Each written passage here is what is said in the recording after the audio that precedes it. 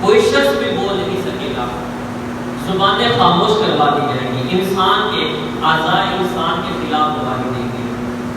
حتیٰ کہ زمین کے جس حصے پر گناہ کیا تھا زمین کا وہ حصہ بھی انسان کے خلاف گواہی دے گا۔ جب انسان اپنی بے بسی کو دیکھے گا تو ارشاد کرنا ہے کہ انسان یہ سوچے گا کہ ساری زندگی جن کے ساتھ وفا کیا ہے وہی میرے خلاف کھڑے ہوں گے۔ حتیٰ کہ فرمایا کہ باپ بیٹے سے بھاگے گا،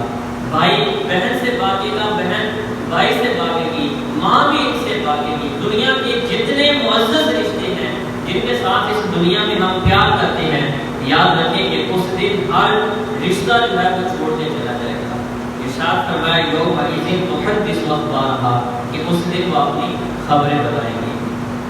بِأَنَّ رَبَّكَ أَوْحَىٰ لَهَا، اس لیے کہ یہ تمہارے رب نے ان کو حکم دیا ہے، یہ اللہ کا حکم ہے جس وجہ سے یہ سارے معاملات تمہارے ساتھ ہوں گے۔ پھر ارشاد فرمایا یومئذ یصدر الناس اشتاتا لیروا اعمالهم، اس دن لوگ اپنے رب کی طرف پھیرے جائیں گے کئی راہ ہو کر، تاکہ جو انہوں نے دنیا کے اندر اعمال کیے آج وہ ان کی جزا اللہ کی بارگاہ میں دیں گے۔ آج بہت سارے لوگ ہیں کہ جو قیامت کا انکار کرتے ہیں،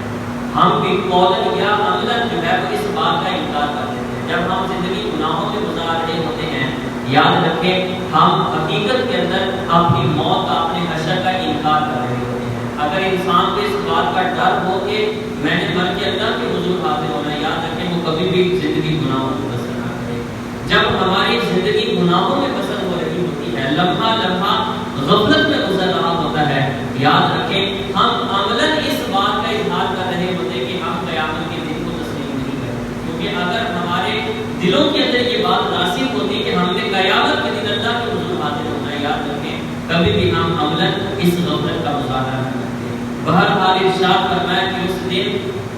ہر بندہ یہ دیکھ لے گا کہ جب لوگ اپنے رب کے حضور حاضر ہوں گے ان کے اعمال کو دکھا دیے جائیں گے۔ فَمَن يَعْمَلْ مِثْقَالَ ذَرَّةٍ خَيْرًا يَرَهُ، بس جو ایک ذرے کے برابر بھی نیکی لے کے آیا وہ اس خیر کو دیکھ لے گا۔ اور پھر ارشاد فرمایا وَمَن يَعْمَلْ مِثْقَالَ ذَرَّةٍ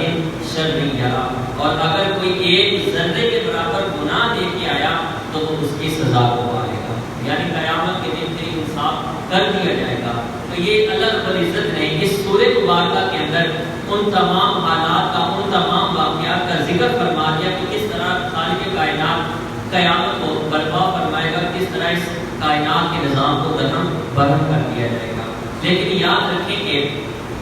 قیامت کے قائم ہونے سے قبل بہت ساری ایسی نشانیاں ہیں کہ جو ظاہر ہوں گی، اور احادیث مبارکہ کے اندر ان کا بڑی کثرت کے ساتھ ذکر فرمایا گیا۔ اور آقا کریم علیہ السلام نے ارشاد فرمایا جب تم لوگ یہ عمل دیکھو، یہ عمل دیکھو، تو ارشاد فرمایا پھر تم قیامت کا انتظار کرنا کہ یہ قیامت کی نشانیاں ہیں۔ اب وہ نشانیاں کون سی ہیں جو حضور نے بیان فرمائی؟ یاد رکھیں کہ ان میں سے بہت ساری تو ایسی باتیں ہیں کہ جن کا ظہور ہو بھی چکا ہے اور ہم روزمرہ کی زندگی میں ان چیزوں کو دیکھتے ہیں، لیکن یاد رکھیں کہ ارشاد فرمایا کہ جب یہ نشانیاں ظاہر ہونے لگے تو پھر تم جو ہے وہ قیامت کا انتظار کرنا۔ اب وہ نشانیاں کیا ہیں؟ حضرت سیدنا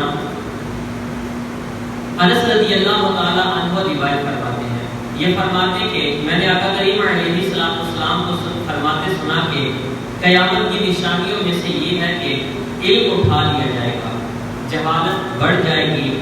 زنا، شراب خوری یہ عام ہو جائے گی، حتیٰ کہ فرمایا مرد تعداد کے اعتبار سے کم ہو جائیں گے اور عورتیں زیادہ ہو جائیں گی، حتیٰ کہ 50 عورتوں کا منتظم ایک فرد ہوگا، تنہا مرد ہوگا۔ اور ارشاد فرمایا کہ ایک روایت کے یہ بھی الفاظ ملتے ہیں کہ علم کم ہو جائے گا اور جہالت جو ہے وہ بڑھ جائے گی۔ اب یہاں پہ شارحین فرماتے کہ اس علم سے مراد علم دین ہے،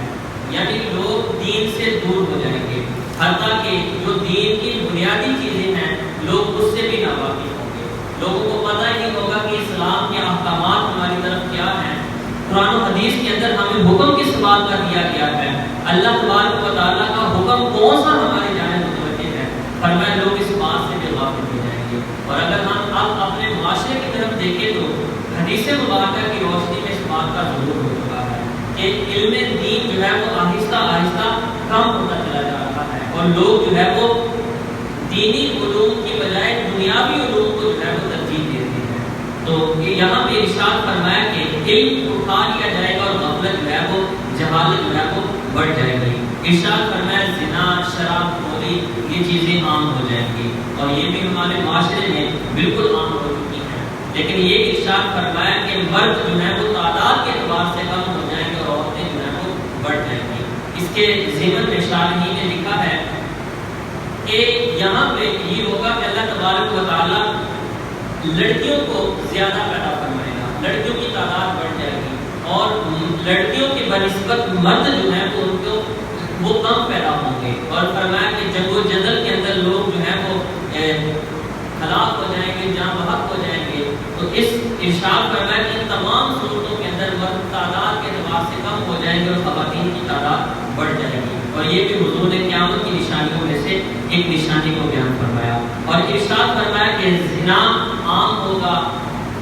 پھر شراب، جوا خانے، یہ جتنی بھی چیزیں جن کے ساتھ سختی کے ساتھ منع کیا گیا، ارشاد فرمایا کہ یہ چیزیں عام ہو جائیں گی۔ تو یہ قیامت کی نشانیوں میں سے نشانیاں ہیں۔ ایک اور بھی حدیث مبارکہ حضرت سیدنا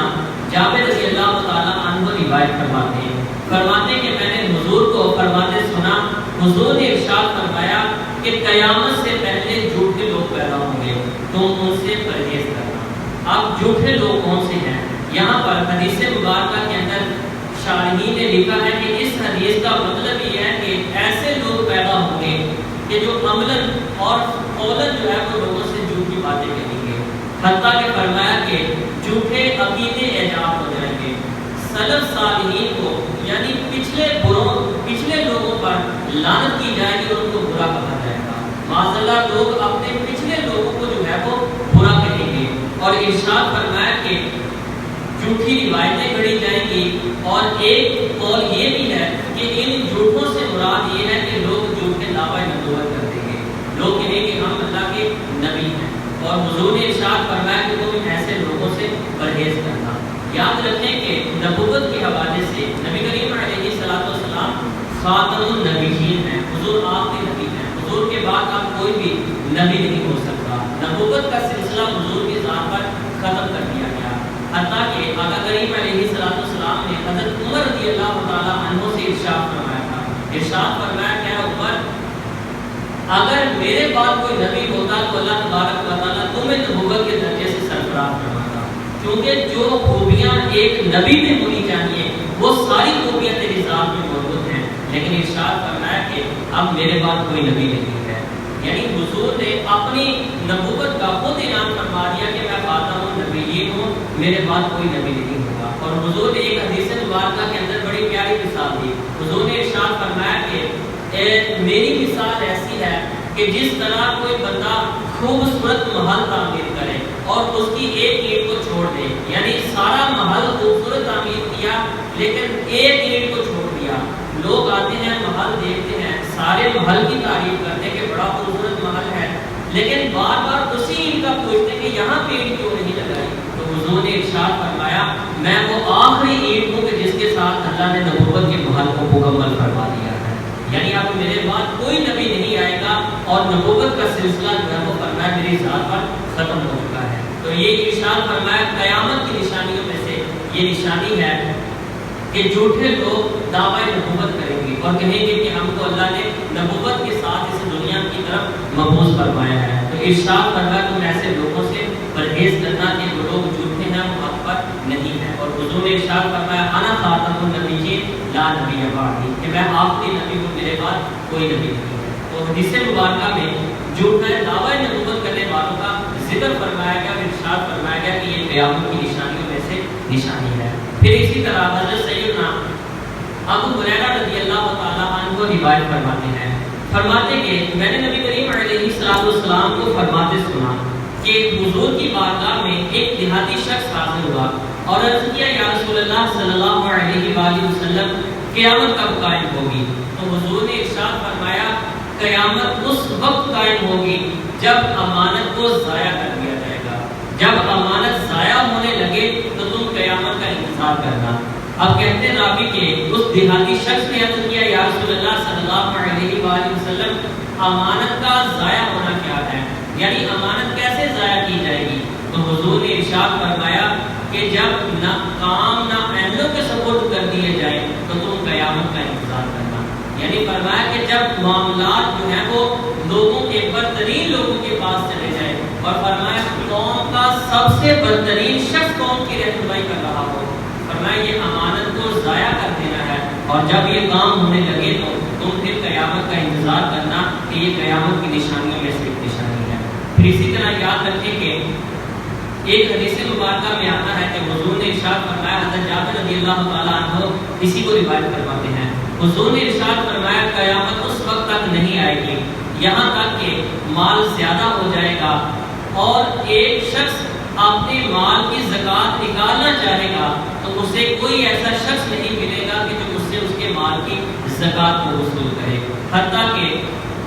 عرب کی زمین جو ہے وہ چراگاہیں اس میں ہو جائیں گی، نہریں بہیں گی عرب کی زمین کے اندر، اور فرمایا کہ ایک روایت میں یہ بھی الفاظ ہیں کہ مکانات جو ہیں وہ احاب تک پہنچ جائیں گے۔ یاد رکھیں کہ عرب کے اندر آقا کریم علیہ السلام کے دور مبارک کے اندر بالکل بھی چراگاہیں نہیں تھی اور نہ ہی وہاں پہ نہریں بہتی تھی، زیادہ تر لوگ کھجور کو کاشت کرتے تھے اور کھجور ہی ان لوگوں کی آمدن کا ذریعہ ہوا کرتا تھا۔ لیکن یاد رکھیں کہ اگر اب ہم دیکھیں تو عرب کے اندر بھی چراگاہیں موجود ہیں، لوگ وہاں پہ سبزیاں کاشت کرتے ہیں، دیگر کام کرتے ہیں، اور اب جو ہے وہ وہاں پہ نہریں بھی بنائی جا رہی ہیں۔ تو یہ یاد رکھیں کہ حضور نے ارشاد فرمایا کہ یہ بھی قیامت کی نشانیوں میں سے نشانی ہے کہ فرمایا عرب کی زمین میں چراگاہیں ہوں گی اور لوگ جو ہیں وہ وہاں پہ نہریں جو ہیں وہ بہت رہیں گی اور لوگ وہاں پہ جو ہے وہ فصلیں کاشت کریں گے۔ تو یہ قیامت کی نشانیوں میں سے نشانیاں ہیں۔ حضرت جابر رضی اللہ تعالیٰ عنہ سے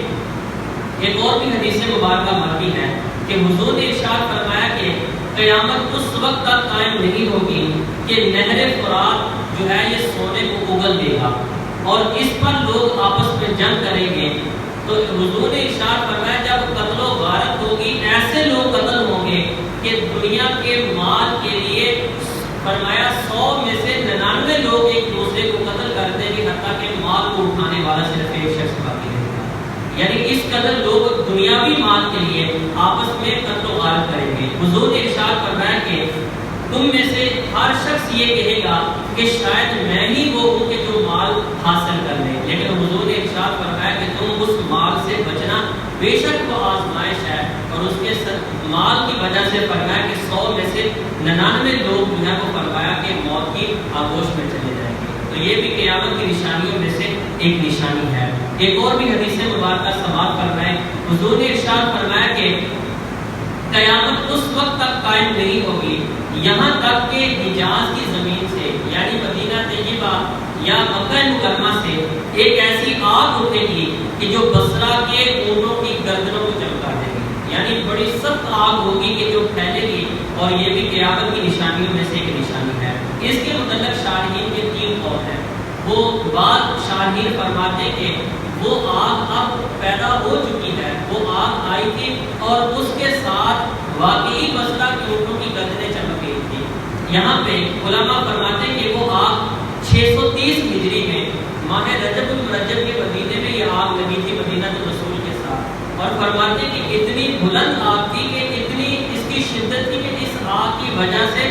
درخت و درخت فرماتے پتھر بھی جل کے راکھ ہو جاتے تھے، یعنی اتنی زیادہ اس آگ کی شدت تھی، حتیٰ کہ مدینہ کے اندر رات کے وقت لوگ اپنے کام کاج کیا کرتے تھے اس آگ کی روشنی کے اندر، اتنی سخت آگ تھی، حتیٰ کہ یہ چلتی گئی یہاں تک کہ فرماتے کہ اس کا آدھا حصہ جو تھا وہ حرم شریف میں تک پہنچ چکا تھا، اور جب یہ آگ حرم میں داخل ہونے لگی تو اچانک یہ آگ بجھ گئی تھی اور یہ آگ ختم ہو گئی تھی۔ فرماتے کہ ایک بات شارحین کا یہ خیال ہے کہ اس آگ سے یہی آگ مراد ہے کہ جو مدینہ رسول کے اندر، جو مدینہ رسول کے ساتھ 630 ہجری کے اندر لگ گئی تھی، لیکن بعض شارحین کہتے ہیں کہ اس سے یہ مراد نہیں ہے، بلکہ اس سے جو تاتاری لوگوں نے جنگ چھیڑی تھی اور اسلام کو ختم کرنے کی کوشش کی تھی، وہ فرماتے اس جنگ سے مراد وہ تاتار کی جنگ ہے، کہ وہ کہتے تھے کہ جو تاتاری انہوں نے مسلمانوں پر اسلام پر حملہ کیا، ان کو ختم کرنے کی کوشش کی ہے، وہ کہا کرتے تھے بعض شارحین کہ اس سے مراد وہ آگ تھی، وہ فتنے کی آگ تھی جو تتاریوں نے لگائی تھی، اور وہ بھی ختم ہو چکی ہے۔ لیکن بعض شارحین کا یہ بھی خیال ہے کہ یہ قرب قیامت میں ایک آگ ہوگی جو پیدا ہوگی اور اس طرح لوگوں کو جو ہے وہ ہلاکت میں مبتلا کرے گی۔ بہرحال یہ 3 قول ہیں اس کے متعلق کہ جو بیان کیے جاتے ہیں۔ پھر اسی طرح ایک یہ بھی قیامت کی نشانیوں میں سے نشانی ہے کہ قیامت کے فتنوں میں سے سب سے بڑا فتنہ دجال کا فتنہ ہے، اور اللہ تبارک و تعالیٰ اس کو ظاہر فرمائے گا۔ حتیٰ کہ ارشاد فرمایا کہ یہ اتنا سخت فتنہ ہوگا کہ اس کے جو آزمائش ہے، اس کے عذاب سے جو ہے وہ بہت کم لوگ بچ سکیں گے۔ یہ جب چلے گا تو فرماتے ہیں اس کے ساتھ شیاطین اور شریر جنات کی فوجیں ہوگی، حتیٰ کہ یہ جس چراگاہ میں جائے گا، بے آب و گیا صحرا میں قدم رکھے گا تو وہاں پہ جو ہے وہ سرسبز و شاداب وہاں پہ چراگاہ بن جائے گی۔ یعنی ایسے ایسے لوگوں کو یہ جو ہے وہ جادو کر کے دکھائے گا، حتیٰ کہ اس کے ساتھ ایک شیاطین کی جماعت ہوگی، اور جب یہ کسی شخص کے پاس جائیں گے تو شیاطین اسی شخص کے والدین کا روپ اپنا دیں گے۔ جب والدین کا روپ اپنائیں گے تو کہیں گے کہ ہم تو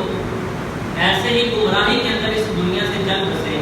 اصل جو خدا ہے تمہارا وہ کوئی اور نہیں ہے بلکہ یہی دجال تمہارا خدا ہے، تم اس پہ ایمان لے آؤ۔ ہم نے تو مرنے کے بعد یہ جانا کہ حقیقت اور حق یہ ہے، تو کہتے ہیں کہ لوگ اس کے فتنے میں مبتلا ہو کے اسلام سے جو ہے وہ انحراف کرنا شروع کر دیں گے۔ وہی لوگ بچیں گے کہ جن پر خاص اللہ کا فضل ہوگا، وگرنہ جو ہے وہ فرمایا کہ یہ سلسلہ اسی طرح شروع ہو جائے گا، یہ پوری روئے زمین پہ جائے گا، اور یہ مسجد نبوی، مدینہ الرسول اور مکہ مکرمہ کے اندر یہ داخل نہیں ہو سکے گا۔ وہاں پہ اللہ تبارک و تعالیٰ فرشتوں کی ایک جماعت کو کھڑا کرے گا کہ جو اس کو باہر کے طرف بڑھائیں گے، اور یہ پوری زمین کا چکر لگائے گا۔ حتیٰ کہ فرماتے ہیں کہ اس کے فتنے کی وجہ سے اتنا سخت فتنہ ہوگا کہ بہت سارے لوگ ہلاکت میں مبتلا ہو جائیں گے، اور یہ ایسے ایسے جو ہے وہ شوق دکھائے گا، لوگوں کو جادو دکھائے گا کہ لوگ اس پر ایمان لانا شروع کر دیں گے۔ حتیٰ کہ پھر ارشاد فرمایا کہ عیسیٰ علیہ السلام کے وجود اطہر کے ساتھ اللہ تبارک و تعالیٰ اس فتنے سے امت کو نجات عطا فرمائے گا، اور بہت کم لوگ جو ہیں وہ باقیہ رہ جائیں گے کہ جو اللہ کی ذات پر ایمان رکھنے والے ہوں گے اور حضور کی رسالت پر ایمان رکھنے والے ہوں گے۔ تو یہ بھی قیامت کے فتنوں میں سے بہت بڑا فتنہ ہے۔ حتیٰ کہ پھر ایک روایت میں یہ بھی الفاظ آتے ہیں کہ حضرت سیدنا ذوالقرنین رضی اللہ تعالیٰ عنہ ان کے متعلق کہا جاتا ہے کہ بعض لوگ کہتے ہیں کہ وہ اللہ کے نبی تھے، بعض کہتے ہیں کہ نہیں وہ ایک بادشاہ تھے اور اللہ کے ولی تھے، ان کے متعلق اختلاف ہے۔ آپ نے یہ قصد کیا تھا کہ آپ ساری دنیا کو فتح کریں گے۔ شارحین فرماتے ہیں، مفسرین نے لکھا کہ یہ چلتے چلتے ایک ایسی قوم کے پاس پہنچے گے جو قوم بہت زیادہ سخت تھی، اور وہ آتے لوگوں کی چراگاہوں کو، لوگوں کی فصلوں کو تباہ و برباد کر دیا کرتے تھے، لوگوں کے جانوروں کو نقصان پہنچاتے۔ تو سلطان ذوالقرنین انہوں نے 2 پہاڑوں کے درمیان ایک دیوار بنائی تھی، اور قوم یاجوج ماجوج اس دیوار کی دوسری طرف انہوں نے قید کر دیا تھا۔ اب قیامت کی نشانیوں میں سے یہ بھی نشانی ہے کہ اس قوم کو آزاد کر دیا جائے گا، اور تعداد کے اندر یہ قوم اتنی زیادہ ہے کہ روایت میں آتا ہے کہ جب لوگ یہ ان کو چھوڑ دیا جائے گا اور دیوار کو ہٹا دیا جائے گا تو یہ ایک سمندر میں سے گزریں گے، اور ان کی پہلی جماعت اس سمندر کے سارے پانی کو پی کے خشک کر دے گی۔ حتیٰ کہ جب ان کی دوسری جماعت آئے گی تو فرمایا کہ وہ جہاں پر پانی بہتا تھا اور پہلی جماعت گزر کے گئی تھی، فرماتے جب دوسری جماعت گزرے گی تو وہاں سے دور اٹھ رہی ہوگی۔ اتنی تعداد میں یہ لوگ زیادہ ہوں گے، یہ آئیں گے، لوگوں کی فصلوں کو تباہ و برباد کریں گے، حتیٰ کہ جانوروں کو یہ ہلاک کر دیں گے، جو لوگ ان کے ہتھے چڑھیں گے ان کو ہلاک کر دیں گے، بہت زیادہ یہ نقصان کریں گے، اور پوری روئے زمین پر یہی لوگ جو ہے وہ دندناتے پھر رہے ہوں گے۔ حتیٰ کہ حضور نے ارشاد فرمایا کہ اللہ رب العزت امام مہدی اور حضرت سیدنا عیسیٰ علیہ السلام جب دعا فرمائیں گے تو ان کی دعا کی برکت سے اللہ تبارک و تعالیٰ اس قوم کے اندر ایک مرض کو پیدا فرمائے گا، اور آہستہ آہستہ یہ قوم ہلاک ہونا شروع ہوگی۔ جب یہ قوم ہلاک ہونا شروع ہوگی تو فرمایا کہ آہستہ آہستہ ان کے وجود ختم ہوگی۔ اب پوری روئے زمین پر فرمایا کہ ان کی لاشیں بکھری ہوئی ہوگی چاروں طرف۔ پھر اللہ تبارک و تعالیٰ خاص قسم کے پرندوں کو بھیجے گا کہ جو ان کے جسموں کو اٹھا کے دور پھینک دیں گے، تیز طوفان اور بارش ہوگی کہ جس کی وجہ سے زمین کو غسل دیا جائے گا۔ جب یہ سارے معاملات ہو جائیں گے تو پھر عیسیٰ علیہ السلام اور ان کے ماننے والے جو حضور کی امتی ہوں گے، اور ساتھ بعض وہ لوگ کے جو پہاڑوں پہ چلے گئے تھے، حضور نے ارشاد فرمایا کہ وہ واپس زمین کی طرف آئیں گے، اور پھر یہ لوگ آبادیاں بنائیں گے، اور اس وقت پوری زمین پر صرف ایک ہی مذہب ہوگا، اور مذہب حق حضور کا دین مصطفیٰ ہوگا پوری زمین پر۔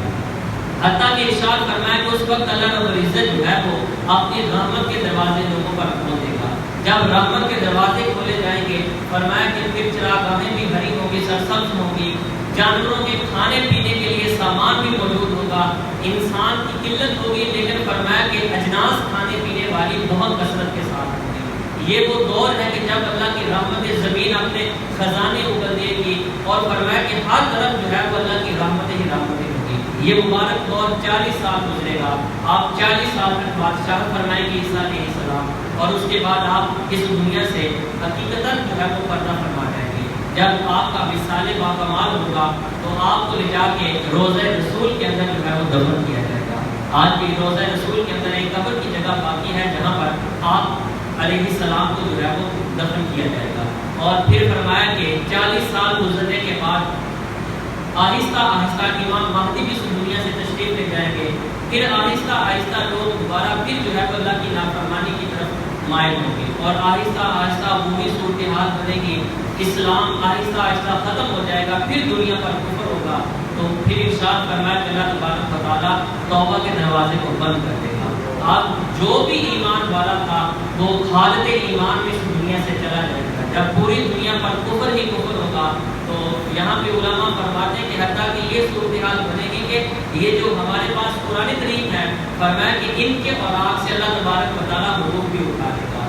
نہ ان کو کوئی پڑھنے والا ہوگا، نہ زمین پہ کوئی خدا کا نام لینے والا ہوگا۔ مقدس مقامات کے حوالے سے بھی علماء نے لکھا کہ ان کو بھی جنت کی طرف اٹھا لیا جائے گا۔ روضہ رسول ہے، بیت اللہ شریف ہے، بیت المقدس ہے، جو مقدس مقامات ہیں ان کو جنت الفردوس کی طرف اٹھا لیا جائے گا۔ اور جب ہر طرف کفر ہی کفر ہوگا تو یاد رکھیں پھر ارشاد فرمایا کہ اذا زلزلت الارض زلزالہا، کہ پھر اللہ تبارک و تعالیٰ قیامت کو قائم کروائے گا۔ تو یہ یاد رکھیں کہ یہ قیامت کی نشانیوں میں سے یہ نشانیاں ہیں کہ جو قریب ظاہر ہوگی۔ اور پھر ایک روایت میں یہ بھی الفاظ آتے ہیں کہ نبی کریم علیہ السلام نے ارشاد فرمایا، حضور نے ارشاد فرمایا کہ قیامت کی نشانیوں میں سے یہ بھی نشانی ہے کہ جب غنیمت کی دولت کو اپنا مال سمجھا جانے لگے، امانت کو غنیمت، زکوٰۃ کو ٹیکس سمجھا جانے لگے، اور فرمایا کہ علم کے حصول کا مقصد دین کی بجائے دنیا رہ جائے، اور ارشاد فرمایا کہ آدمی بیوی کی اطاعت کرنے والا اور ماں کی نافرمانی کرنے والا بن جائے، اپنے دوست کو قریب کرے، باپ کو خود سے دور کر دے، مسجدوں میں آوازیں اونچی ہونے لگیں، حتیٰ کہ قبیلے کا بدکار شخص قوم کی سرداری کرنے لگے، اور قوم کا ذمہ دار ان کا کمینہ ترین شخص ہو جائے، آدمی کی تعظیم اس کے شر کی وجہ سے کی جائے، اور پھر ارشاد فرمایا کہ رنڈیاں باتیں ظاہر ہو جائیں، شرابیں پی جانے لگیں، لوگ اپنے پچھلوں پر لعنت کرنے لگیں، تو حضور نے ارشاد فرمایا کہ تم پھر اس وقت انتظار کرنا زلزلے کا، زمین میں دنسائے جانے کا، صورتیں بدلنے کا، آسمان سے پتھر برسنے کا۔ اور یہ وہ نشانیاں ہیں کہ جو لگاتار ظاہر ہوگی کہ جس طرح کوئی تسبیح کا دھاگا توڑ دیتا ہے اور ایک کے بعد ایک دانہ جو ہے وہ نیچے گرنا شروع ہو جاتا ہے۔ یعنی یہ حضور نے قیامت کی نشانیاں بیان فرمائی کہ لوگوں پر زکوٰۃ دینا ایسے ہی لوگ سمجھیں کہ جس طرح ٹیکس دینا مشکل ہوتا ہے، یعنی زکوٰۃ دینے کا مقصد رضائے الہی کی بجائے صرف جو ہے وہ ایک مجبوری رہ جائے، اور اگر کوئی دین بھی حاصل کر رہا ہے تو اس کا مقصد بھی دنیا ہو، دین کا مقصد اللہ کی رضا نہ رہ جائے، اس کے محبوب کی رضا نہ رہ جائے، فرمایا کہ اس کا مقصد صرف دنیا کا حصول ہو، اور گانے باجے رنڈیاں عام ہو جائیں، بدکار لوگ قوم کی سرداری کرنے لگے، تو ارشاد فرمایا کہ پھر تم عذابات کا انتظار کرنا اور تم جو ہے وہ قیامت کا انتظار کرنا۔ ایک حدیث مبارکہ میں آتا ہے حضور نے ارشاد فرمایا کہ مجھے اور قیامت کو اس طرح بھیجا گیا ہے کہ جس طرح میرے ہاتھ کی یہ ڈور گئی ہے، یعنی فرمایا میں اور قیامت بالکل قریب ہیں، اور مجھے میری تھوڑی مدت ہے میری امت کے پاس کہ اس کے بعد جو ہے وہ قیامت برپا ہو جائے گی۔ تو یاد رکھیں کہ میں اور آپ ان تمام چیزوں کو دیکھیں کہ آج ان میں سے اکثر ایسی نشانیاں ہیں کہ جن کا ظہور ہو چکا ہے۔ ہم گانے بازی دیکھ لیں، معاشرے میں عام ہیں، ماں باپ کی نافرمانی عام ہے، ہمارے معاشرے کے اندر زنا، بدکاری، شراب خوری یہ چیزیں عام ہو چکی ہیں،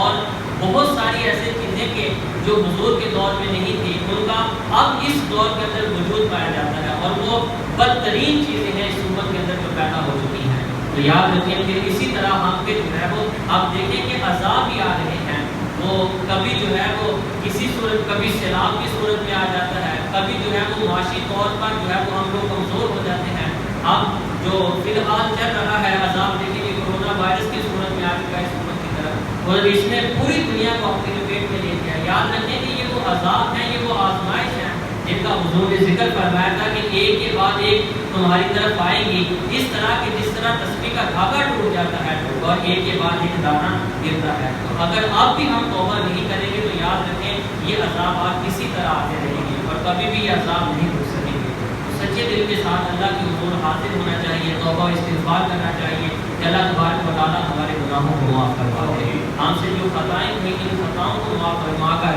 ہم پر اپنی رحمت نازل فرمائے، جو کہا سنا کچھ غلطی ہو گئی اللہ تبارک و تعالیٰ معاف فرمائے، اور جو سنا اسے سمجھنے کی، عمل کرنے کی اور اپنی زندگیاں عمل کی طرف لانے کی توفیق عطا فرمائے۔ وآخر دعوانا ان الحمد للہ رب العالمین۔ جن دوستوں کی سنتیں رہتی ہیں وہ سنتیں عطا فرمائے۔ کوئی شخص بھی بول نہیں سکے گا، زبانیں خاموش کروا دی جائیں گی، انسان کے اعضاء انسان کے خلاف گواہی دیں گے، حتیٰ کہ زمین کے جس حصے پر گناہ کیا تھا زمین کا وہ حصہ بھی انسان کے خلاف گواہی دے گا۔ جب انسان اپنی بے بسی کو دیکھے گا تو ارشاد کرنا ہے کہ انسان یہ سوچے گا کہ ساری زندگی جن کے ساتھ وفا کیا ہے وہی میرے خلاف کھڑے ہوں گے، حتیٰ کہ فرمایا کہ باپ بیٹے سے بھاگے گا، بھائی بہن سے بھاگے گا، بہن بھائی سے بھاگے گی، ماں بھی ان سے بھاگے گی۔ دنیا کے جتنے معزز رشتے ہیں جن کے ساتھ اس دنیا میں ہم پیار کرتے ہیں، یاد رکھیں کہ اس دن ہر رشتہ جو ہے وہ چھوڑنے چلا جائے گا۔ ارشاد فرمایا یومئذ تحدث اخبارها کہ اس دن وہ اپنی خبریں بتائیں گی، بِأَنَّ رَبَّكَ أَوْحَىٰ لَهَا، اس لیے کہ یہ تمہارے رب نے ان کو حکم دیا ہے، یہ اللہ کا حکم ہے جس وجہ سے یہ سارے معاملات تمہارے ساتھ ہوں گے۔ پھر ارشاد فرمایا یومئذ یصدر الناس اشتاتا لیروا اعمالهم، اس دن لوگ اپنے رب کی طرف پھیرے جائیں گے کئی راہ ہو کر، تاکہ جو انہوں نے دنیا کے اندر اعمال کیے آج وہ ان کی جزا اللہ کی بارگاہ میں دیں گے۔ آج بہت سارے لوگ ہیں کہ جو قیامت کا انکار کرتے ہیں، ہم بھی قولاً یا عملاً جو ہے وہ اس بات کا انکار کرتے ہیں۔ جب ہم زندگی گناہوں میں گزار رہے ہوتے ہیں، یاد رکھیں ہم حقیقت کے اندر اپنی موت کا، اپنے حشر کا انکار کر رہے ہوتے ہیں۔ اگر انسان کو اس بات کا ڈر ہو کہ میں نے مر کے اللہ کے حضور حاضر ہونا، یاد رکھیں وہ کبھی بھی زندگی گناہوں میں بسر نہ کرے۔ جب ہماری زندگی گناہوں میں بسر ہو رہی ہوتی ہے، لمحہ لمحہ غفلت میں گزر رہا ہوتا ہے، یاد رکھیں ہم عملاً اس بات کا اظہار کر رہے ہوتے ہیں کہ ہم قیامت کے دن کو تسلیم نہیں کریں، کیونکہ اگر ہمارے دلوں کے اندر یہ بات راسخ ہوتی کہ ہم نے قیامت کے دن اللہ کے حضور حاضر ہونا ہے، یاد رکھیں کبھی بھی ہم عملاً اس غفلت کا مظاہرہ نہ کرتے۔ بہرحال ارشاد فرمایا کہ اس دن ہر بندہ یہ دیکھ لے گا کہ جب لوگ اپنے رب کے حضور حاضر ہوں گے ان کے اعمال کو دکھا دیے جائیں گے۔ فَمَن يَعْمَلْ مِثْقَالَ ذَرَّةٍ خَيْرًا يَرَهُ، بس جو ایک ذرے کے برابر بھی نیکی لے کے آیا وہ اس خیر کو دیکھ لے گا۔ اور پھر ارشاد فرمایا وَمَن يَعْمَلْ مِثْقَالَ ذَرَّةٍ شَرًّا يَرَهُ، اور اگر کوئی ایک ذرے کے برابر گناہ لے کے آیا تو وہ اس کی سزا کو پائے گا، یعنی قیامت کے دن پھر انصاف کر دیا جائے گا۔ تو یہ اللہ رب العزت نے اس سورہ مبارکہ کے اندر ان تمام حالات کا، ان تمام واقعات کا ذکر فرما دیا کہ کس طرح خالق کائنات قیامت کو برپا فرمائے گا، کس طرح اس کائنات کے نظام کو درہم برہم کر دیا جائے گا۔ لیکن یاد رکھیں کہ قیامت کے قائم ہونے سے قبل بہت ساری ایسی نشانیاں ہیں کہ جو ظاہر ہوں گی، اور حدیث مبارکہ کے اندر ان کا بڑی کثرت کے ساتھ ذکر فرمایا گیا۔ اور آقا کریم علیہ السلام نے ارشاد فرمایا جب تم لوگ یہ عمل دیکھو، یہ عمل دیکھو، تو ارشاد فرمایا پھر تم قیامت کا انتظار کرنا کہ یہ قیامت کی نشانیاں ہیں۔ اب وہ نشانیاں کون سی ہیں جو حضور نے بیان فرمائی؟ یاد رکھیں کہ یہ میں سے بہت ساری تو ایسی باتیں ہیں کہ جن کا ظہور ہو بھی چکا ہے اور ہم روزمرہ کی زندگی چیزوں کو دیکھتے ہیں، لیکن یاد رکھیں کہ ارشاد فرمایا کہ جب یہ نشانیاں ظاہر ہونے لگے تو پھر تم جو ہے وہ قیامت کا انتظار کرنا۔ اب وہ نشانیاں کیا ہیں؟ حضرت سیدنا انس رضی اللہ تعالی عنہ روایت فرماتے ہیں، یہ فرماتے کہ میں نے آقا کریم علیہ السلام کو فرماتے سنا کہ قیامت کی نشانیوں میں سے یہ ہے کہ علم اٹھا لیا جائے گا، جہالت بڑھ جائے گی، زنا شراب خوری یہ عام ہو جائے گی، حتیٰ کہ فرمایا مرد تعداد کے اعتبار سے کم ہو جائیں گے اور عورتیں زیادہ ہو جائیں گی، حتیٰ کہ 50 عورتوں کا منتظم ایک فرد ہوگا، تنہا مرد ہوگا۔ اور ارشاد فرمایا کہ ایک روایت کے یہ بھی الفاظ ملتے ہیں کہ علم کم ہو جائے گا اور جہالت جو ہے وہ بڑھ جائے گی۔ اب یہاں پہ شارحین فرماتے کہ اس علم سے مراد علم دین ہے، یعنی لوگ دین سے دور ہو جائیں گے، حتیٰ کہ جو دین کی بنیادی چیزیں ہیں لوگ اس سے بھی ناواقف ہوں گے، لوگوں کو پتہ ہی نہیں ہوگا کہ اسلام کے احکامات ہماری طرف کیا ہیں، قرآن و حدیث کے اندر ہمیں حکم کس بات کا دیا گیا ہے، اللہ تبارک و تعالیٰ کا حکم کون سا ہمارے جانب متوجہ ہے، فرمایا لوگ اس بات سے بھی واقف ہو جائیں گے۔ اور اگر ہم اب اپنے معاشرے کی طرف دیکھیں تو حدیث مبارکہ کی روشنی میں اس بات کا ظہور ہو چکا ہے کہ علم دین جو ہے وہ آہستہ آہستہ کم ہوتا چلا جا رہا ہے، اور لوگ جو ہے وہ دینی علوم کی بجائے دنیاوی علوم کو جو ہے وہ ترجیح دیتے ہیں۔ تو یہاں پہ ارشاد فرمایا کہ علم اٹھا لیا جائے گا اور غفلت جو ہے وہ جہالت جو ہے وہ بڑھ جائے گی۔ ارشاد فرمایا زنا شراب خوری یہ چیزیں عام ہو جائیں گی، اور یہ بھی ہمارے معاشرے میں بالکل عام ہو چکی ہیں، لیکن یہ ارشاد فرمایا کہ مرد جو ہے وہ تعداد کے اعتبار سے کم ہو جائیں گے اور عورتیں جو ہے وہ بڑھ جائیں گی۔ اس کے ضمن میں شارحین نے لکھا ہے کہ یہاں پہ یہ ہوگا کہ اللہ تبارک و تعالیٰ لڑکیوں کو زیادہ پیدا فرمائے گا، لڑکیوں کی تعداد بڑھ جائے گی، اور لڑکیوں کی بنسبت مرد جو ہے وہ کم پیدا ہوں گے، اور فرمایا کہ جنگ و جدل کے اندر لوگ جو ہے وہ ہلاک ہو جائیں گے، جاں بحق ہو جائیں گے۔ تو اس ارشاد فرمایا کہ ان تمام صورتوں کے اندر مرد تعداد کے اعتبار سے کم ہو جائیں گے اور خواتین کی تعداد بڑھ جائے گی، اور یہ بھی حضور نے قیامت کی نشانیوں میں سے ایک نشانی کو بیان فرمایا۔ اور ارشاد فرمایا کہ زنا عام ہوگا، پھر شراب جوا خانے یہ جتنی بھی چیزیں جن کے ساتھ سختی کے ساتھ منع کیا گیا، ارشاد فرمایا کہ یہ چیزیں عام ہو جائیں گی۔ تو یہ قیامت کی نشانیوں میں سے نشانیاں ہیں۔ ایک اور بھی حدیث مبارکہ حضرت سیدنا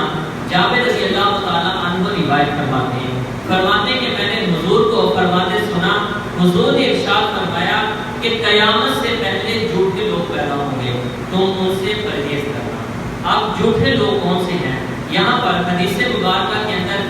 شارحین نے لکھا ہے کہ اس حدیث کا مطلب یہ ہے کہ ایسے لوگ پیدا ہوں گے کہ جو عملاً اور قولاً جو ہے وہ لوگوں سے جھوٹی باتیں کہیں گے، حتیٰ کہ فرمایا کہ جھوٹے عقیدے ایجاد ہو جائیں گے، سلف صالحین کو یعنی پچھلے لوگوں پر لعنت کی جائے گی اور ان کو برا کہا جائے گا، معاذ اللہ لوگ اپنے پچھلے لوگوں کو جو ہے وہ برا کہیں گے۔ اور ارشاد فرمایا کہ جھوٹی روایتیں گھڑی جائیں گی، اور ایک قول یہ بھی ہے کہ ان جھوٹوں سے مراد یہ ہے کہ لوگ جھوٹ کے دعوی نبوت کر دیں گے، لوگ کہیں گے ہم اللہ کے نبی ہیں، اور حضور نے ارشاد فرمایا کہ تم ایسے لوگوں سے پرہیز کرنا۔ یاد رکھیں کہ نبوت کے حوالے سے نبی کریم علیہ السلام خاتم النبیین ہیں، حضور آخری نبی ہیں، حضور کے بعد اب کوئی بھی نبی نہیں ہو سکتا، نبوت کا سلسلہ حضور کی ذات پر ختم کر دیا گیا، حتیٰ کہ آقا کریم علیہ السلام نے حضرت عمر رضی اللہ تعالیٰ عنہ سے ارشاد فرمایا تھا، ارشاد فرمایا کہ عمر اگر میرے بعد کوئی نبی ہوتا تو اللہ تبارک و تعالیٰ تمہیں نبوت کے درجے سے سرفراز فرماتا، کیونکہ جو خوبیاں ایک نبی میں ہونی چاہیے وہ ساری خوبیاں تیری ذات میں موجود ہیں، لیکن ارشاد فرمایا کہ اب میرے بعد کوئی نبی نہیں ہے، یعنی حضور نے اپنی نبوت کا خود اعلان فرما دیا کہ میں خاتم النبیین ہوں، میرے بعد کوئی نبی نہیں ہوگا۔ اور حضور نے ایک حدیث مبارکہ کے اندر بڑی پیاری مثال دی، حضور نے ارشاد فرمایا کہ میری مثال ایسی ہے کہ جس طرح کوئی بندہ خوبصورت محل تعمیر کرے اور اس کی ایک اینٹ کو چھوڑ دے، یعنی سارا محل خوبصورت تعمیر کیا لیکن ایک اینٹ کو چھوڑ دیا، لوگ آتے ہیں محل دیکھتے ہیں، سارے محل کی تعریف کرتے ہیں کہ لیکن بار بار اسی عید کا پوچھتے کہ یہاں پہ عید کیوں نہیں لگائی؟ تو حضور نے ارشاد فرمایا میں وہ آخری عید ہوں کہ جس کے ساتھ اللہ نے نبوت کے محل کو مکمل فرما دیا ہے، یعنی اب میرے بعد کوئی نبی نہیں آئے گا اور نبوت کا سلسلہ جو ہے وہ فرمایا میری ذات پر ختم ہو چکا ہے۔ تو یہ ارشاد فرمایا قیامت کی نشانیوں میں سے یہ نشانی ہے کہ جھوٹے لوگ دعویٰ نبوت کریں گے اور کہیں گے کہ ہم کو اللہ نے نبوت کے ساتھ اس دنیا کی طرف مبعوث فرمایا ہے۔ تو ارشاد فرمایا تم ایسے لوگوں سے پرہیز کرنا کہ جو لوگ جھوٹے ہیں وہ حق پر نہیں ہیں، اور حضور نے ارشاد فرمایا انا خاتم النبیین لا نبی بعدی، کہ میں آخری نبی ہوں، میرے بعد کوئی نبی نہیں ہے۔ تو حدیث مبارکہ میں جھوٹا دعویٰ نبوت کرنے والوں کا ذکر فرمایا گیا، ارشاد فرمایا گیا کہ یہ قیامت کی نشانیوں میں سے نشانی ہے۔ پھر اسی طرح حضرت سیدنا ابو ہریرہ رضی اللہ تعالیٰ عنہ کو روایت فرماتے ہیں، فرماتے کہ میں نے نبی کریم علیہ السلام کو فرماتے سنا کہ حضور کی بارگاہ میں ایک دیہاتی شخص حاضر ہوا اور عرض کیا یا رسول اللہ صلی اللہ علیہ وآلہ وسلم قیامت کب قائم ہوگی؟ تو حضور نے ارشاد فرمایا قیامت اس وقت قائم ہوگی جب امانت کو ضائع کر دیا جائے گا۔ جب امانت ضائع ہونے لگے تو تم قیامت کا انتظار کرنا۔ اب کہتے ہیں راوی کہ اس دیہاتی شخص نے عرض کیا یا رسول اللہ صلی اللہ علیہ وآلہ وسلم امانت کا ضائع ہونا کیا ہے، یعنی امانت کیسے ضائع کی جائے گی؟ تو حضور نے ارشاد فرمایا کہ جب نہ کام نہ اہلوں کے سپرد کر دیے جائیں تو تم قیامت کا انتظار کرنا، یعنی فرمایا کہ جب معاملات جو ہیں وہ لوگوں کے برترین لوگوں کے پاس چلے جائیں اور فرمایا قوم کا سب سے برترین شخص قوم کی رہنمائی کر رہا ہو، فرمایا یہ امانت کو ضائع کر دینا ہے، اور جب یہ کام ہونے لگے تو تم پھر قیامت کا انتظار کرنا کہ یہ قیامت کی نشانیوں میں سے ایک نشانی ہے۔ پھر اسی طرح یاد رکھیں کہ ایک حدیث مبارکہ میں آتا ہے کہ حضور نے ارشاد فرمایا، حضرت جابر رضی اللہ تعالیٰ عنہ اسی کو روایت فرماتے ہیں، حضور نے ارشاد فرمایا قیامت اس وقت تک نہیں آئے گی یہاں تک کہ مال زیادہ ہو جائے گا اور ایک شخص اپنے مال کی زکوٰۃ نکالنا چاہے گا تو اسے کوئی ایسا شخص نہیں ملے گا کہ جو اس سے اس کے مال کی زکوٰۃ کو وصول کرے، حتیٰ کہ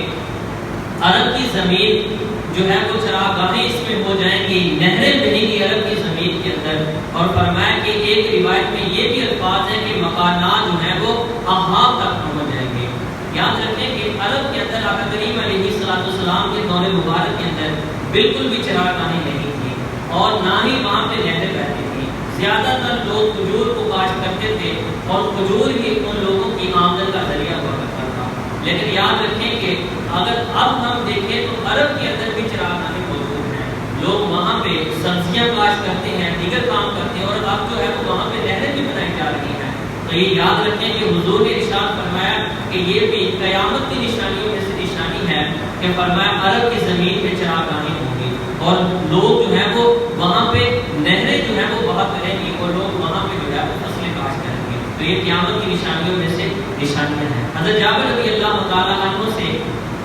ایک اور بھی حدیث مبارکہ مروی ہے کہ حضور نے ارشاد فرمایا کہ قیامت اس وقت تک قائم نہیں ہوگی کہ نہر فرات جو ہے یہ سونے کو اگل دے گا اور اس پر لوگ آپس میں جنگ کریں گے۔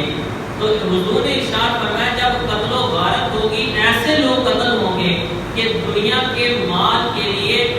فرمایا 100 میں سے 99 لوگ ایک دوسرے کو قتل کر دیں گے، حتیٰ کہ مال کو اٹھانے والا صرف ایک شخص باقی رہے گا۔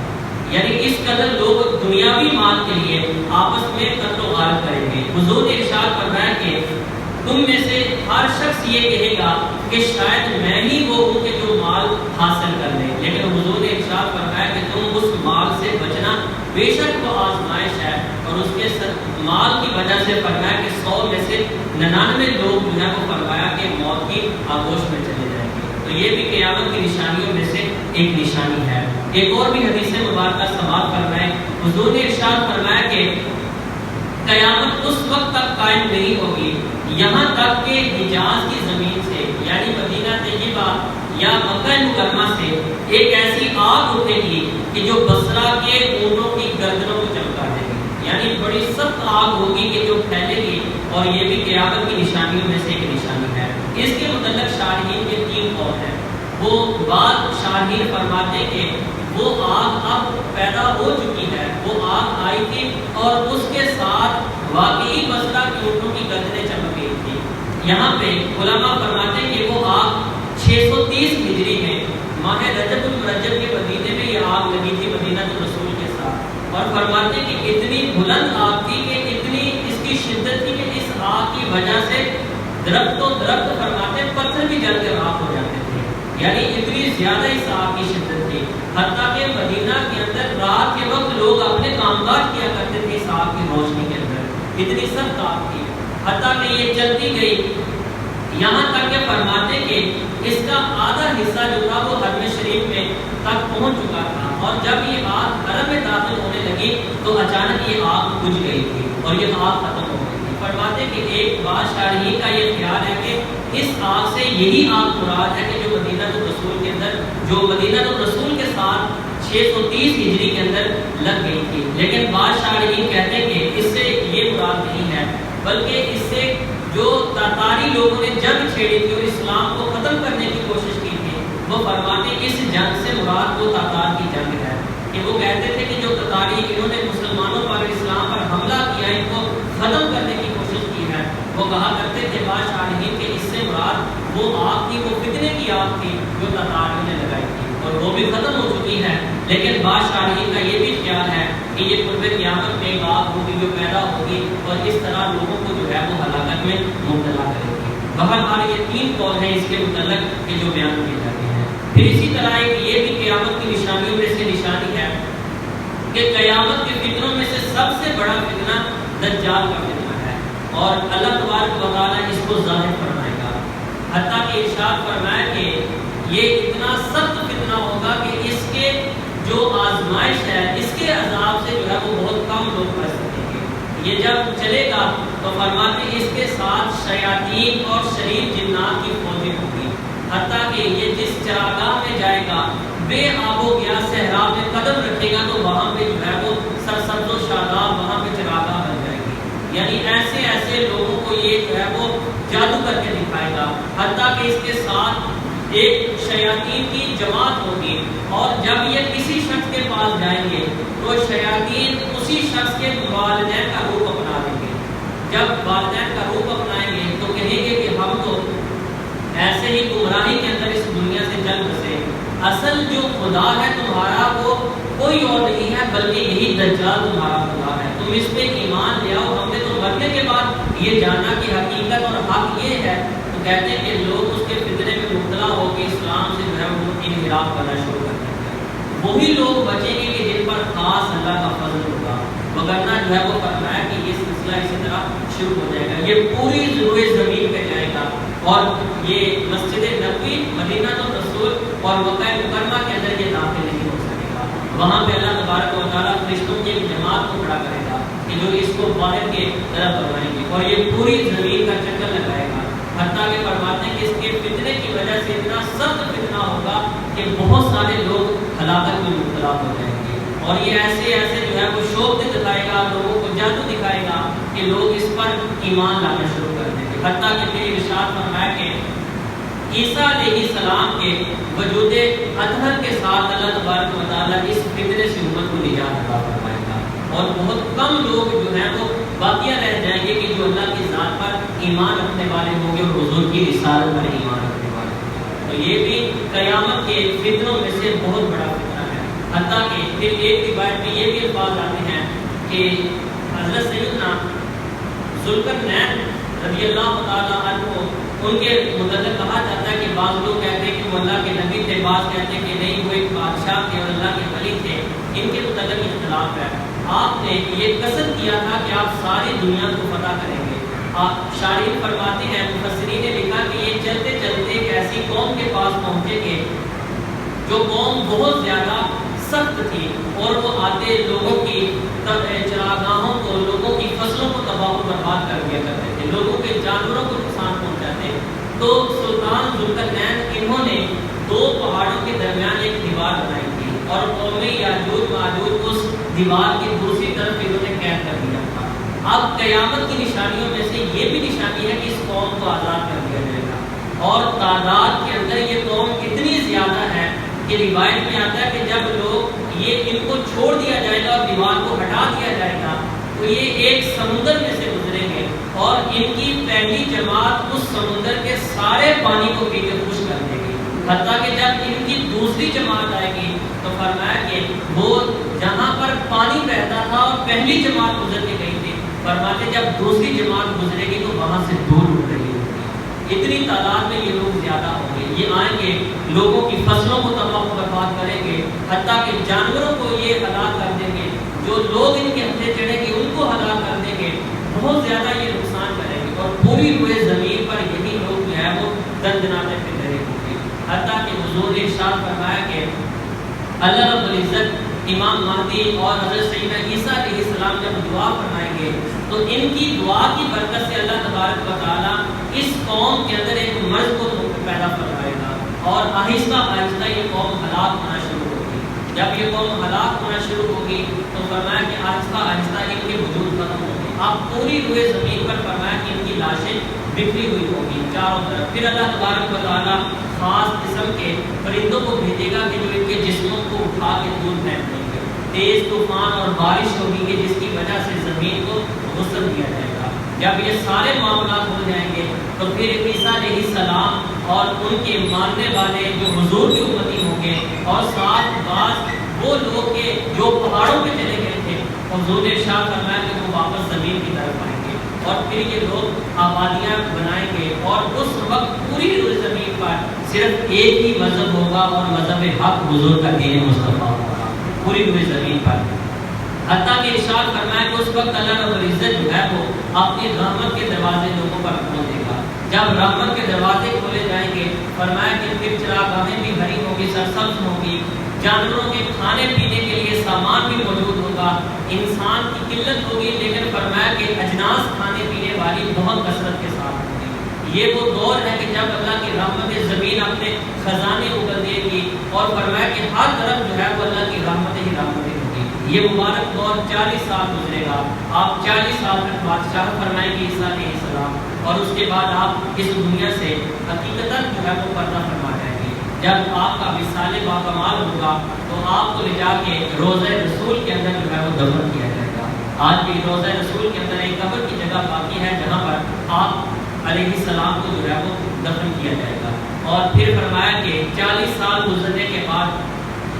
آہستہ آہستہ امام مہدی بھی اس دنیا سے تشریف لے جائیں گے، پھر آہستہ آہستہ لوگ دوبارہ پھر جو ہے اللہ کی نافرمانی کی طرف مائل ہوں گے اور آہستہ آہستہ وہی صورتحال بنے گی، اسلام آہستہ آہستہ ختم ہو جائے گا، پھر دنیا پر کفر ہوگا تو پھر ارشاد فرمایا کہ اللہ تبارک و تعالیٰ توبہ کے دروازے کو بند کر دے گا۔ اب جو بھی ایمان والا تھا وہ خالد ایمان میں اس دنیا سے چلا جائے گا۔ جب پوری دنیا پر کفر ہی کفر ہوگا تو یہاں پہ علماء فرماتے ہیں کہ حتیٰ کہ یہ صورتحال بنے گی کہ یہ جو ہمارے پاس قرآن کریم ہے فرمایا کہ ان کے اوراق سے اللہ تبارک و تعالیٰ حقوق بھی اٹھا دے گا، نہ ان کو کوئی پڑھنے والا ہوگا نہ زمین پہ کوئی خدا کا نام لینے والا ہوگا۔ مقدس مقامات کے حوالے سے بھی علماء نے لکھا کہ ان کو بھی جنت کی طرف اٹھا لیا جائے گا۔ روضہ رسول ہے، بیت اللہ شریف ہے، بیت المقدس ہے، جو مقدس مقامات ہیں ان کو جنت الفردوس کی طرف اٹھا لیا جائے گا۔ اور جب ہر طرف کفر ہی کفر ہوگا تو یاد رکھیں پھر ارشاد فرمایا کہ اذا زلزلت الارض زلزالها کہ پھر اللہ تبارک و تعالیٰ قیامت کو قائم کروائے گا۔ تو یہ یاد رکھیں کہ یہ قیامت کی نشانیوں میں سے یہ نشانیاں ہیں کہ جو قریب ظاہر ہوگی۔ اور پھر ایک روایت میں یہ بھی الفاظ آتے ہیں کہ نبی کریم علیہ السلام نے ارشاد فرمایا، حضور نے ارشاد فرمایا کہ قیامت کی نشانیوں میں سے یہ بھی نشانی ہے کہ جب غنیمت کی دولت کو اپنا مال سمجھا جانے لگے، امانت کو غنیمت، زکوٰۃ کو ٹیکس سمجھا جانے لگے، اور فرمایا کہ علم کے حصول کا مقصد دین کی بجائے دنیا رہ جائے، اور ارشاد فرمایا کہ آدمی بیوی کی اطاعت کرنے والا اور ماں کی نافرمانی کرنے والا بن جائے، اپنے دوست کو قریب کرے، باپ کو خود سے دور کر دے، مسجدوں میں آوازیں اونچی ہونے لگیں، حتیٰ کہ قبیلے کا بدکار شخص قوم کی سرداری کرنے لگے اور قوم کا ذمہ دار ان کا کمینہ ترین شخص ہو جائے، آدمی کی تعظیم اس کے شر کی وجہ سے کی جائے، اور پھر ارشاد فرمایا کہ رنڈیاں باتیں ظاہر ہو جائیں، شرابیں پی جانے لگیں، لوگ اپنے پچھلوں فرشتوں پر لعنت کرنے لگے تو حضور نے ارشاد فرمایا کہ تم پھر اس وقت انتظار کرنا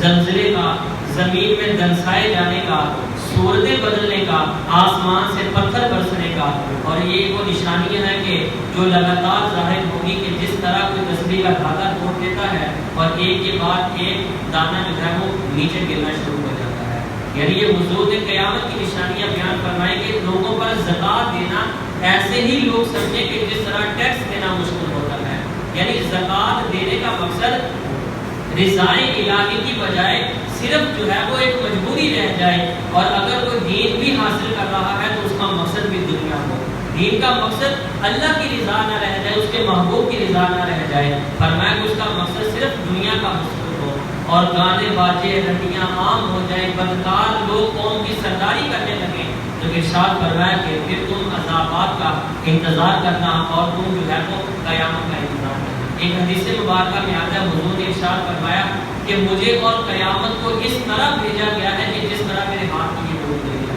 یعنی فرمایا میں اور قیامت بالکل قریب ہیں، اور مجھے میری تھوڑی مدت ہے میری امت کے پاس، اس کے بعد جو ہے وہ قیامت برپا ہو جائے گی. تو یاد رکھیں کہ میں اور آپ ان تمام چیزوں کو دیکھیں کہ آج ان میں سے اکثر ایسی نشانیاں ہیں کہ جن کا ظہور ہو چکا ہے. ہم گانے بازی دیکھ لیں،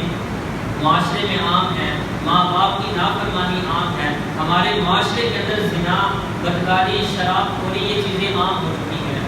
اور بہت ساری ایسی چیزیں کہ جو حضور کے دور میں نہیں تھی ان کا اب اس دور کے اندر وجود پایا جاتا ہے، اور وہ بدترین چیزیں ہیں اس امت کے اندر جو پیدا ہو چکی ہیں. تو یاد رکھیں کہ اسی طرح ہم پہ جو ہے وہ آپ دیکھیں کہ عذاب بھی آ رہے ہیں. وہ کبھی جو ہے وہ کسی صورت، کبھی سیلاب کی صورت میں آ جاتا ہے، کبھی جو ہے وہ معاشی طور پر جو ہے وہ ہم لوگ کمزور ہو جاتے ہیں. اب جو فی الحال چل رہا ہے عذاب دیکھیں کہ کورونا وائرس کی صورت میں آ چکا ہے اس امت کی طرف، اور اس نے پوری دنیا کو اپنی لپیٹ میں لے لیا. یاد رکھیں کہ یہ وہ عذاب ہیں، یہ وہ آزمائش ہیں جن کا حضور نے ذکر فرمایا تھا کہ ایک کے بعد ایک تمہاری طرف آئے گی، اس طرح کہ جس طرح تسبیح کا دھاگا ٹوٹ جاتا ہے اور ایک کے بعد ایک دانہ گرتا ہے. تو اگر اب بھی ہم توبہ نہیں کریں گے تو یاد رکھیں یہ عذابات اسی طرح آتے رہیں گے اور کبھی بھی یہ عذاب نہیں رک سکیں گے. تو سچے دل کے ساتھ اللہ کی حضور حاضر ہونا چاہیے، توبہ استغفار کرنا چاہیے کہ اللہ تبارک و تعالیٰ ہمارے گناہوں کو معاف کروا دے. ہم سے جو خطائیں ہوئی ان خطاؤں کو معاف فرما کر